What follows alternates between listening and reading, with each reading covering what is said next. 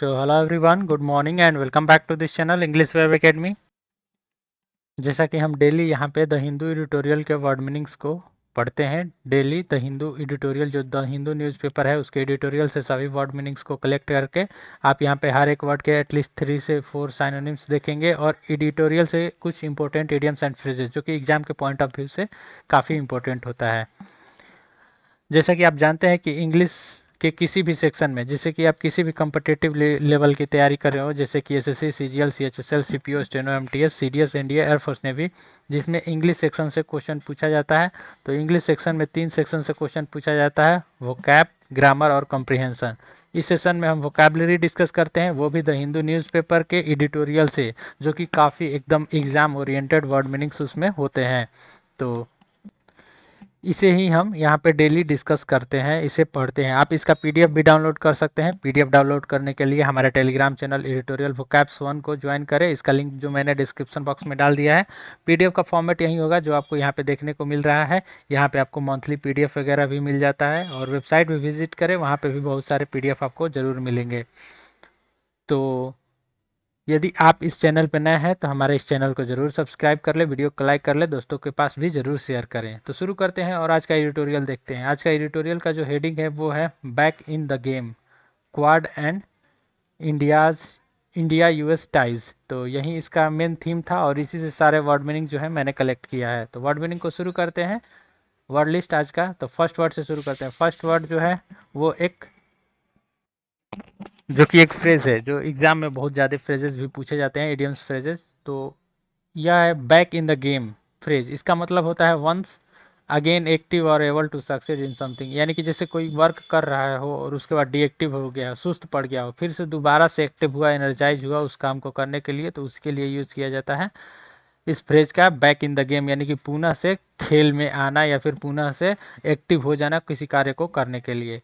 Next है second number word जो है रिवाइव, यानी होता है पुनर्जीवित या फिर पुनः से उसे संचालित करना, पुनः से उसे एनर्जाइज करना, तो रिवाइव कहलाता है। यह वर्ड एसएससी में पूछा गया है। पिछले सालों के प्रश्न, पिछले सालों के वोकैबुलरी देखेंगे तो यह वर्ड आपको जरूर देखने को मिलेगा। साइनोनिम्स इसके देख लेते हैं, रीस्टोर, रिलॉन्च, रीइंफोर्स, ये सब इसके सिमिलर वर्ड है, साइनोनिम्स है। और ये सभी साइनोनिम्स को यदि आप याद करना चाहते हैं तो डेली इसे जरूर से जरूर देखा करें, देखने भर से ही आपको आपके जहन में यह उतर जाता है। नेक्स्ट है third number word after math. यह भी वर्ड एसएससी में पूछा हुआ वर्ड है। इसका मतलब होता है घटना का परिणाम या फिर एक रिजल्ट ही समझे, जैसे कि कोई इंसिडेंट हुआ या फिर जैसे कि आप कोई क्वेश्चन सॉल्व कर रहे हो और उसको सॉल्व करने में जो भी प्रोसेस हुआ उससे बीत करके आपने क्या प्राप्त किया, आपने उसका रिजल्ट प्राप्त किया, तो उसे कहेंगे कि आफ्टर मैथ। तो यह एक घटना हुआ और यह इसका रिजल्ट हुआ, तो आफ्टर मैथ, ये इसे याद कर लेंगे। आफ्टर और मैथ दो वर्डों से मिलकर बना है।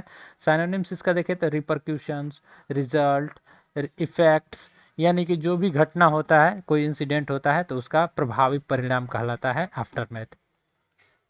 नेक्स्ट फोर्थ नंबर वर्ड है एश्योरेंस, यानी कि आश्वासन देना। आश्वासन क्या होता है, जैसे किसी को दिलासा दिला देना कि मैं यह करूंगा। जैसे कि हम अपने अपने चर्चित नेता मोदी जी के पे ही बात करें तो उन्होंने कहा था कि इतने करोड़ लोगों को, 2 करोड़ 10 करोड़ लोगों को रोजगार मिलेगा, लेकिन मिला क्या, कुछ नहीं। तो वो हुआ आश्वासन।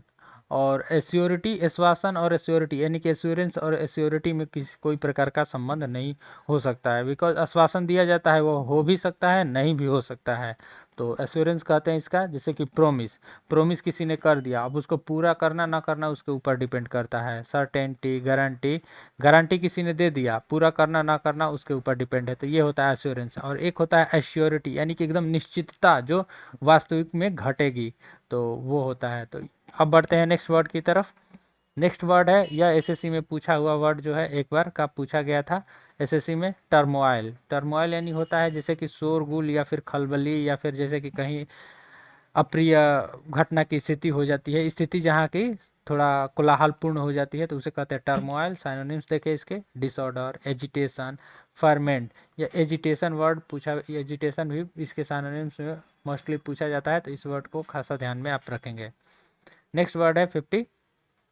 नेक्स्ट वर्ड जो है आपको यहाँ पे 6 number, bottle next. Bottle next होता क्या है इसे आप समझे।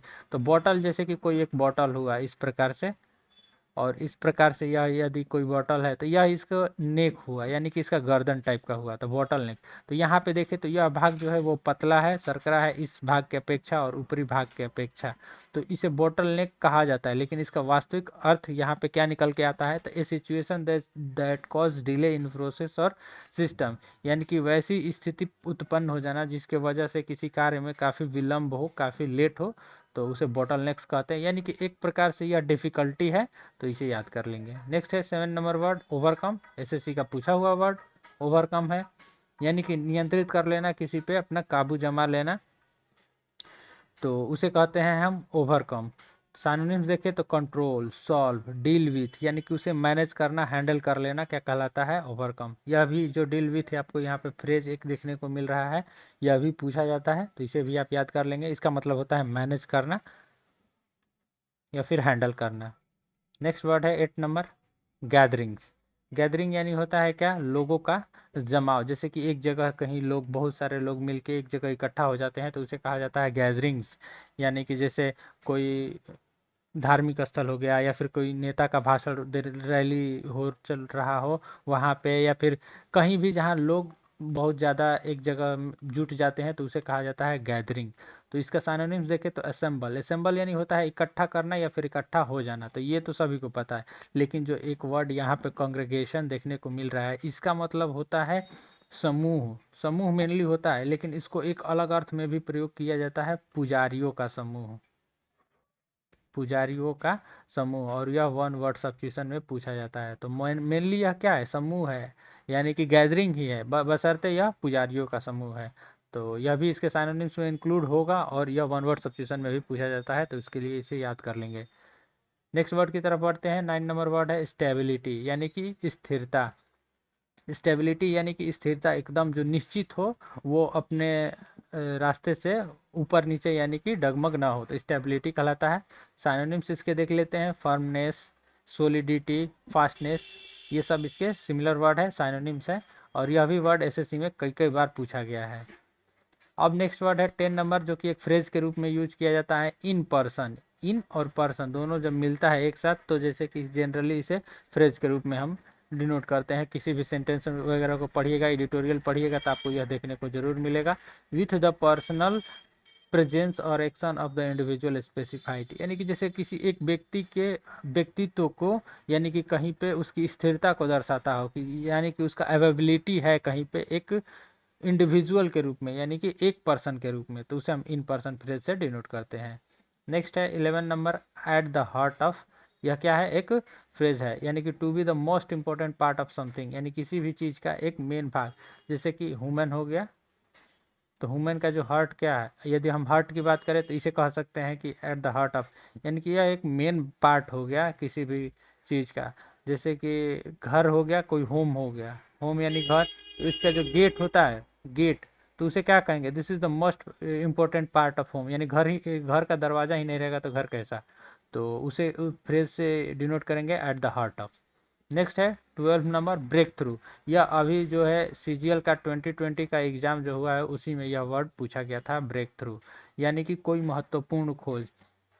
इसे कैसे याद कर लेंगे, अगर आप क्रिकेट देखते होंगे तो इस वर्ड को जरूर सुना होगा, ब्रेक थ्रू। जैसे कि कोई टीम, दो टीम होती है, जानते हैं आप सभी, दो टीम होती है क्रिकेट में, तो एक एक क्रिकेट खेल रही होती है, एक बैटिंग कर रही होती है, तो दूसरी बॉलिंग कर रही होती है। तो मान लीजिए इन्होंने 300 रन बना चुके हैं, अब तक विकेट नहीं गिरा है। एक बॉलर इधर से आया, कोई नया बॉलर, और यहाँ से एक विकेट ले लिया, तो यानी कि बड़े लंबे समय के बाद एक क्या हुआ, एक खोज हुआ एक विकेट का, तो उसे ही कहते हैं ब्रेक थ्रू। तो इसे क्रिकेट की भाषा में भी यूज किया जाता है, ब्रेक थ्रू।